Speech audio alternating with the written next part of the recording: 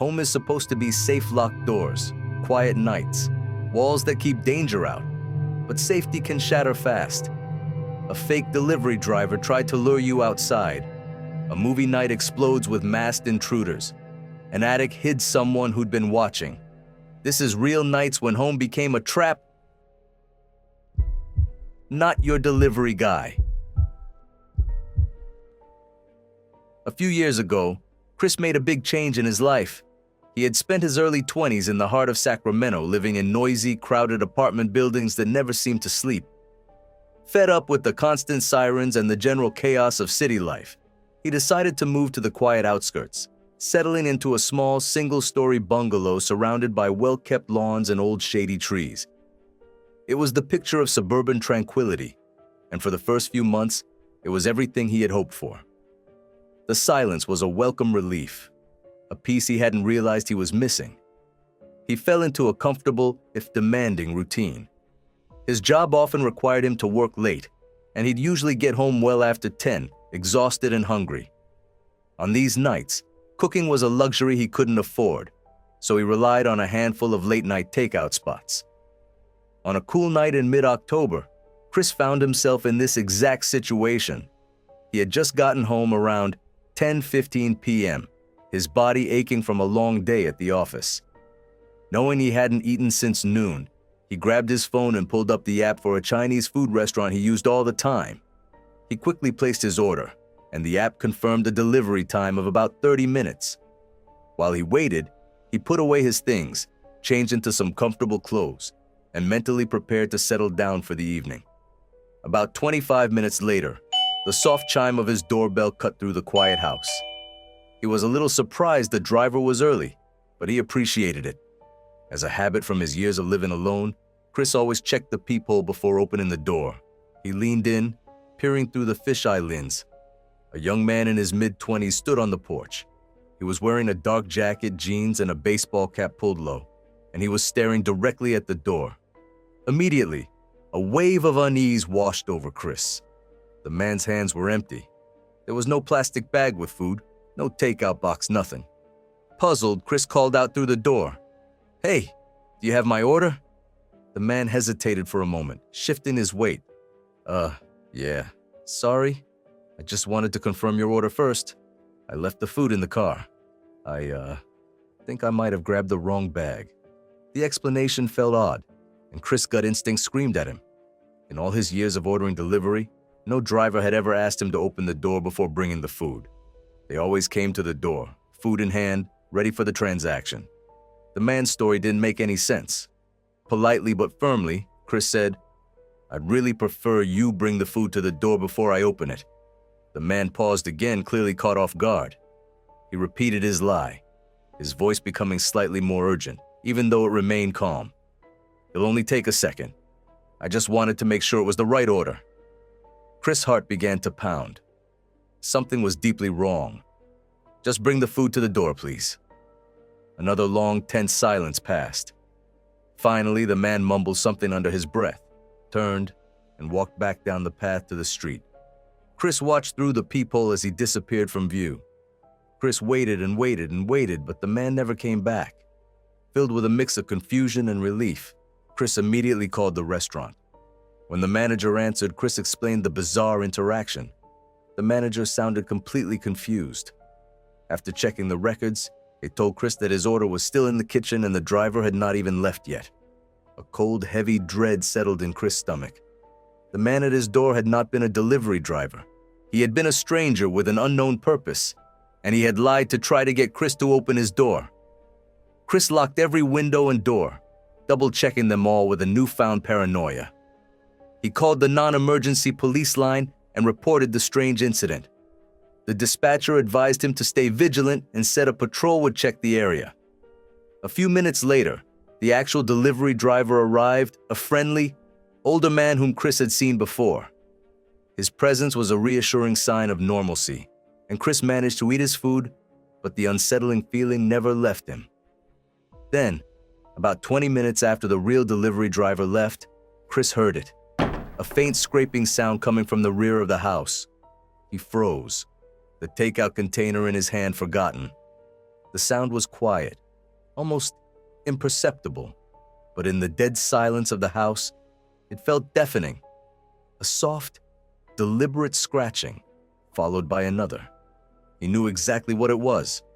Someone was carefully and slowly trying the handle of his back door, testing the lock. Panic surged through him, but he forced himself to stay silent, his heart a frantic drumbeat against his ribs. He crept to the couch, grabbed his phone, and dialed 911, whispering to the dispatcher as the sounds at his back door continued. Within minutes, the neighborhood was bathed in the red and blue glow of patrol car lights. Chris watched through his front window as officers moved swiftly and silently around the perimeter of his house. One of them eventually knocked on the front door, and a calm voice let him know it was safe. The intruder was gone, but the officers found clear evidence of a forced entry attempt. Visible marks on the wood around the lock, fresh and deep. The police stayed to investigate, taking his statement and reviewing a neighbor's security camera footage. 2 days later, a detective called with disturbing news. They had identified the man. He wasn't a delivery driver at all. The footage revealed he had been parked a few houses down, just out of sight, in an unmarked vehicle. The detective then dropped the chilling truth. They believed the man had obtained Chris' address by following him home. Surveillance footage from a grocery store Chris had visited earlier in the week showed the man loitering near his car, watching him. Later, he was caught on camera noting down Chris' license plate number. They concluded he had used an illegal contact to look up the address linked to the plate. The violation of it all made Chris' stomach twist with fear. He realized the man at his door wasn't just a mistaken stranger. He was a stalker who knew where Chris lived and had come there with malicious intent. Even after the police confirmed the man had been arrested for similar acts of stalking and harassment, Chris' sense of safety was permanently broken. He installed security cameras, motion-activated lights, and reinforced every lock in his house. But no amount of security could undo the deep-seated dread. Years have passed since that night, but the fear has never fully left him. He learned a terrifying lesson. Danger doesn't always announce itself with a loud noise. Sometimes, it comes quietly, disguised as something as simple as a late-night food delivery, and it can leave you questioning whether you're ever truly safe again, even in your own home. When fiction became real. It was late on a weekday evening and David was finally home. He had been at work all day and his body ached with a deep, bone-weary exhaustion.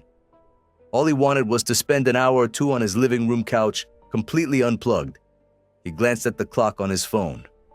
9:30 p.m. Perfect. Still early enough to watch a movie before calling it a night. Flipping through the channels, a familiar title caught his eye. Home Alone. A wave of nostalgia washed over him. He had seen it countless times, but watching it always brought him back to his childhood. He grabbed a blanket, got comfortable, and settled in. The movie's familiar soundtrack and opening credits were a perfect way to unwind. He smiled as he watched the chaotic but loving antics of the McAllister family. The house on the screen felt warm, safe, and full of life. The movie progressed, and David laughed along with the classic scenes. He was fully immersed in the on-screen world as he reached the iconic moment where Harry and Marv, the wet bandits, were preparing to break into the McAllister home. On screen, Marv was shown creeping stealthily into the house, a crowbar clutched in his hand. It was in that exact instant that David heard a loud, violent crash from his right. His heart leaped into his throat as his head snapped toward the sound. The large window next to the couch had been completely shattered, a web of broken glass glistening ominously in the eerie glow of the television screen. The comforting feeling of nostalgia vanished in a cold, electric shock of pure terror. Standing there, framed by the jagged shards of glass, was a tall figure. He was dressed in all black, and his face was obscured by a dark mask, but the aggression radiating from him was palpable. David was frozen, his mind unable to process the sudden, violent reality unfolding before his eyes. He couldn't scream. He couldn't move. Before he could even register what was happening, an iron-like grip wrapped around his neck from behind. There were two of them, He gasped for air as the grip tightened, cutting off his breath.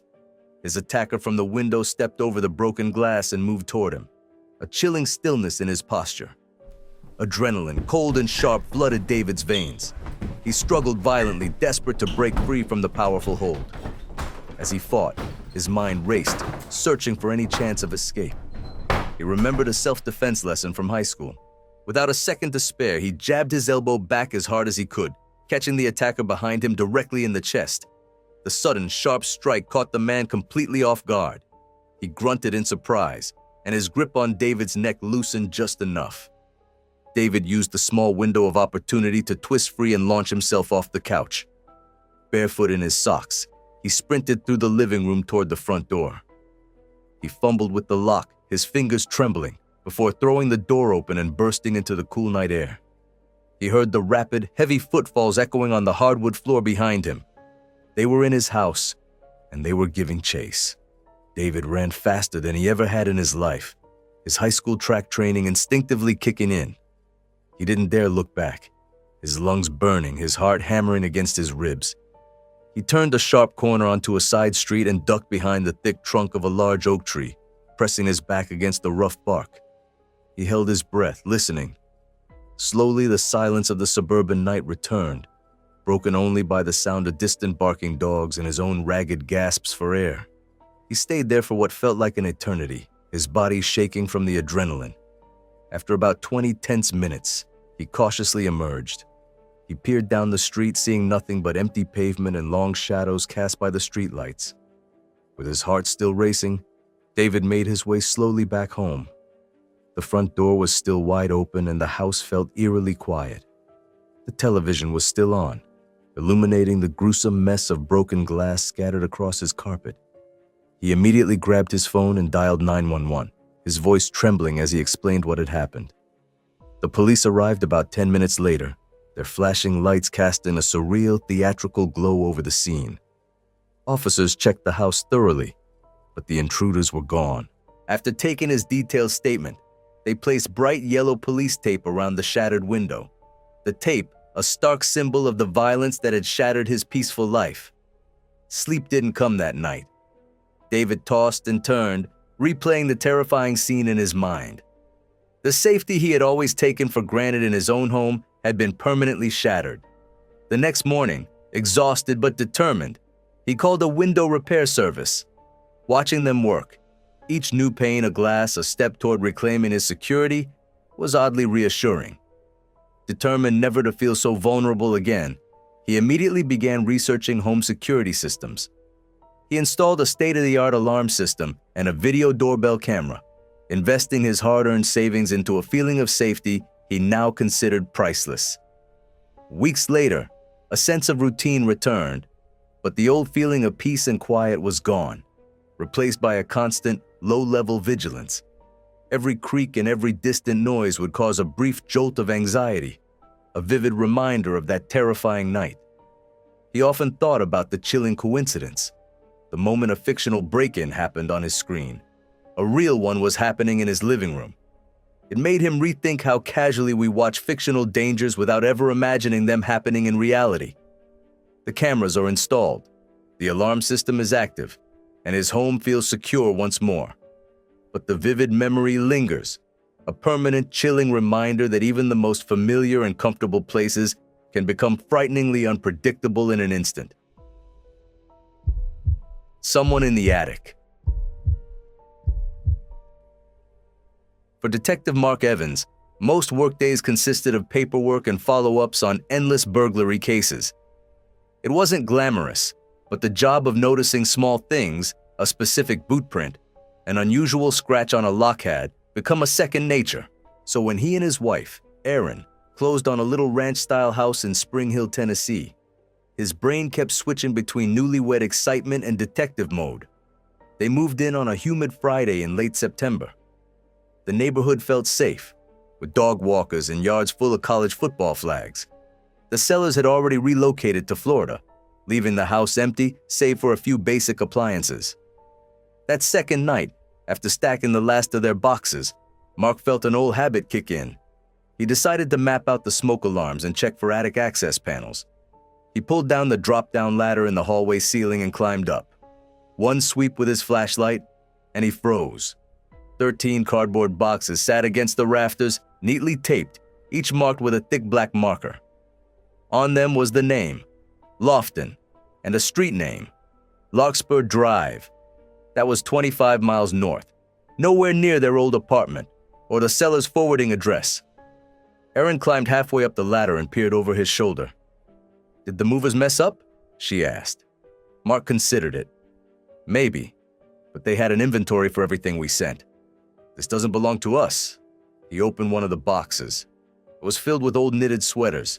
Another held framed photos of an elderly couple in Gatlinburg with the Smoky Mountains in the background. Nothing valuable enough for a thief to stash, but nothing that belonged to anyone he knew. They wrote down the moving company's number and left the boxes alone. Mark closed the hatch, pulled the ladder up, and tried to forget about them, wanting to enjoy their first full night in their new home. At 2:17 in the morning, his phone buzzed. It was a motion alert from the cheap battery-operated camera he had temporarily balanced on a kitchen counter until he could install it properly. Seconds later, they both heard it. Soft, deliberate steps above their bedroom ceiling. Old joists often creak on their own, but these footfalls had weight and rhythm heel, then toe, creaking down the length of the attic. Mark's instincts, honed by years of police work, threw him out of bed. He grabbed his off-duty Glock from the nightstand safe, whispered for Erin to stay put, and stepped into the hall. The attic ladder was still folded up, the latch hooked in place. Whoever was up there hadn't come through this hatch. Mark's heart hammered in his chest as he dialed 911. Even though he was a detective, he knew procedure mattered. He was inside the jurisdiction and not responding to his own call. While he waited, he checked every door and window. None were forced. No glass shards, no muddy prints. The footsteps stopped after about 40 seconds, but they left the silence in their wake 10 times heavier. The dispatcher kept him on the line until 2 Spring Hill patrol units arrived, lights off, just their spotlights sweeping the front yard. Officers Morales and Denton stood at the base of the attic ladder while Mark pulled it down. They went up together, Mark last, his weapon held low and ready. The 13 mystery boxes sat exactly where he had found them, but their tops were sliced open. Whatever had been inside was now gone. Further back, hidden behind the chimney stack, they found a camping mattress, a battery-operated lantern, and 3 empty water jugs.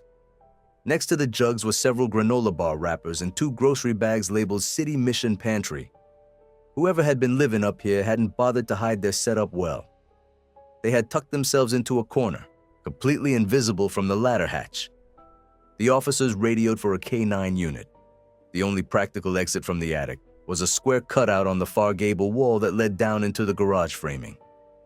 In the thin insulation dust under that cutout, Mark saw a single waffle-patterned boot print pointing inward. The matching print pointing outward was missing, meaning their squatter might still be in the walls or had dropped to the garage and slipped outside before they mobilized. Back on the ground floor, they began a canvass.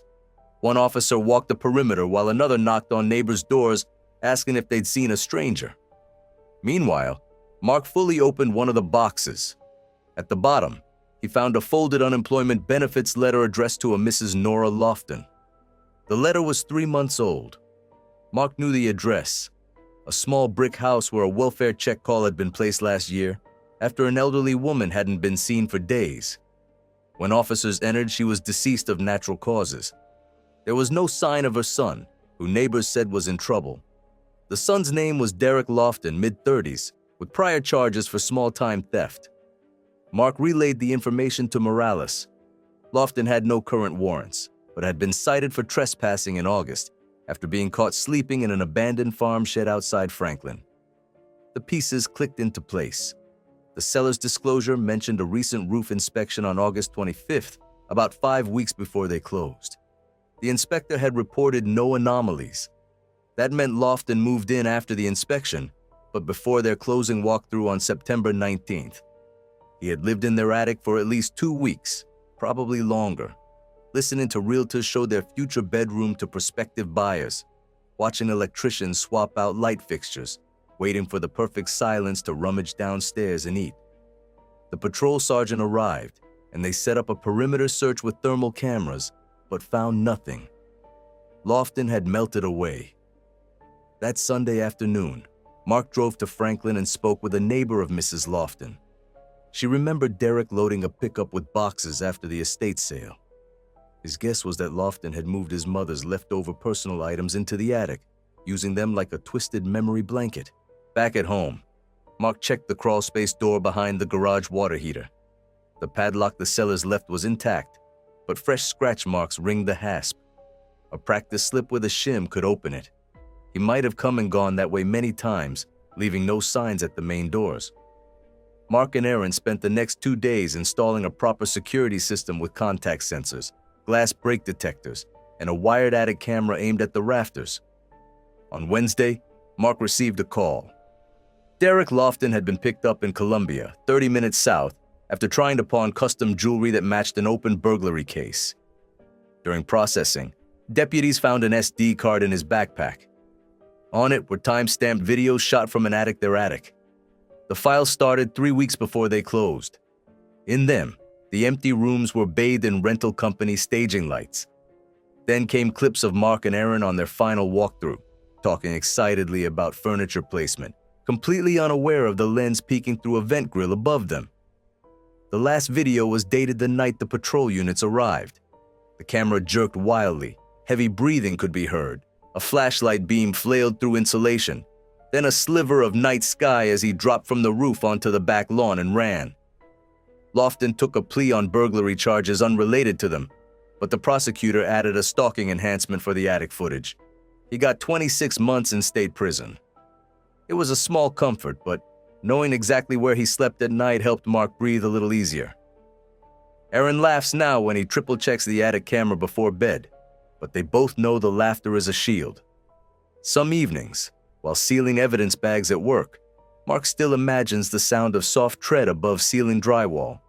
He feels that thin layer of sheetrock separating his normal life from an unseen threat.